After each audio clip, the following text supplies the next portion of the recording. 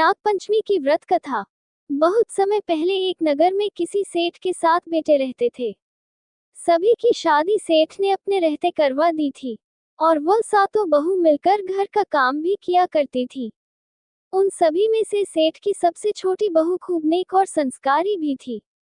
दोस्तों, इस वीडियो को पूरा अंत तक जरूर देखें और इस वीडियो पर नए हैं तो चैनल को सब्सक्राइब कर ले और नोटिफिकेशन घंटी को दबा दें और वीडियो को लाइक करना ना भूले। चलिए इस वीडियो को शुरू करते हैं।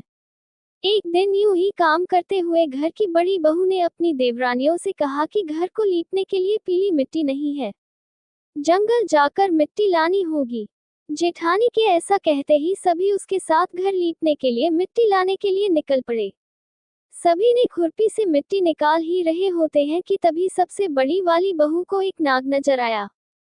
तब उसको मारने के लिए जैसे ही बड़ी वाली बहू ने खुरपी उठाई तो सबसे छोटी बहू ने कहा, जेठानी जी, इसे मत मारिए, इसकी कोई गलती नहीं है और जंगल ही तो इसका घर है। और वह अपनी देवरानी की बात मानकर उसने नाग को नहीं मारा। तभी उस छोटी बहू ने नाग से कहा कि आप एक जगह पर अलग से बैठ जाए, हम तब तक मिट्टी खोदते हैं, फिर आपके पास मिलने आते हैं। इतना कहकर सभी लोगों ने मिट्टी को निकालने लगे और कुछ देर बाद घर चले गए।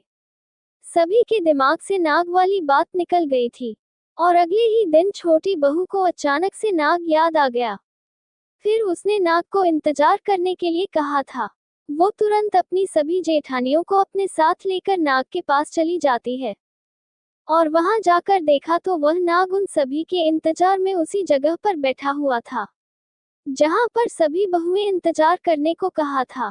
और वह नाग को देखते ही छोटी बहू ने प्यार से कहा, भैया, कल हम लोग आपके पास आना भूल गए थे, तो उस बात के लिए आप नाग जी हमें माफ कर दीजिए। फिर जवाब में नाग बोला, तुमने मुझे भाई कहा है, इसलिए मैं तुम्हें दंड नहीं दे रहा हूँ, नहीं तो अब तक मैं तुम्हें डस लिया होता। आज के बाद में तुम हमेशा के लिए मेरी बहन रहोगी। अब तुम अपने भाई से कोई वरदान मांग लो, मैं तुमसे बहुत प्रसन्न हूँ। इतना सब सुनने के बाद छोटी बहू ने नाग जी से बोला, मेरा कोई भी सगा भाई नहीं है, इसलिए मैंने आपको भाई कहा।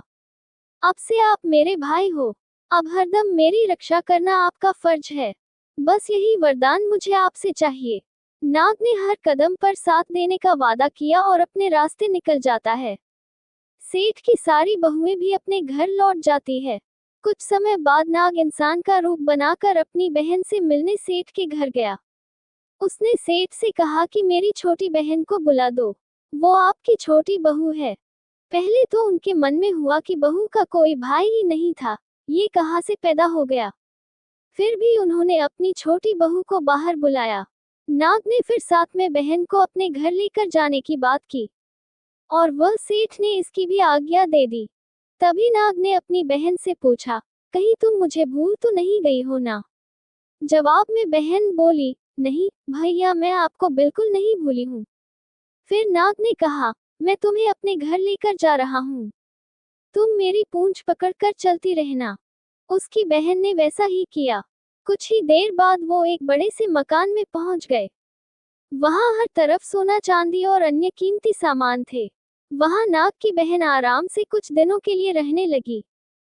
नाग की माँ भी उसे खूब प्यार करती थी। एक दिन नाग की माँ ने छोटी बहू को अपने भाई के लिए दूध लेकर जाने के लिए कहा।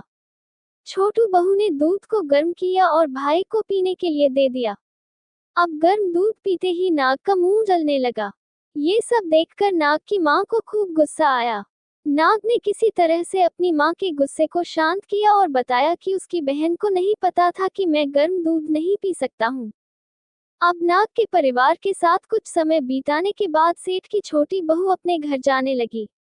नाग ने अपनी बहन को खूब सारी दौलत और आभूषण देकर विदा किया।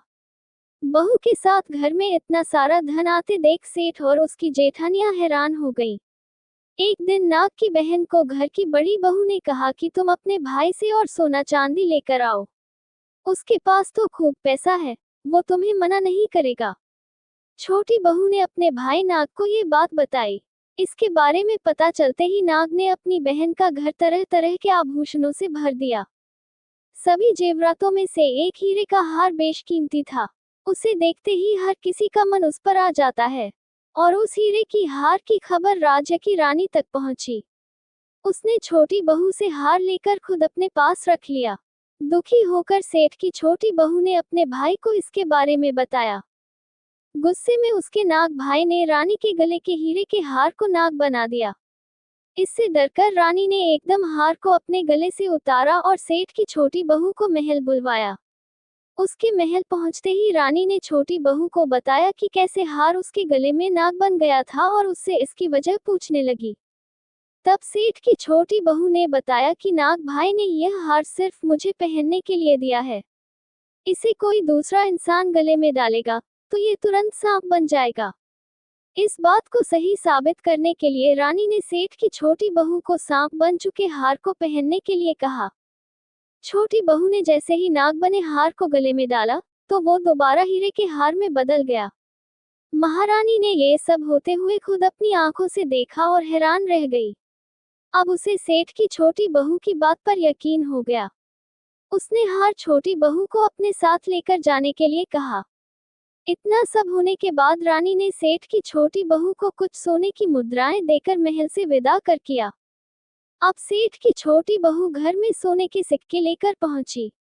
ये सब देखकर सेठ की बड़ी बहू को जलन होने लगी। उसने सोचा कि क्यों न ऐसा कुछ किया जाए जिससे देवरानी परेशान हो जाए। उसने अपने देवर से पूछा, आखिर तुम्हारी पत्नी को इतने आभूषण, धन, ये सब कुछ कैसे मिल रहा है?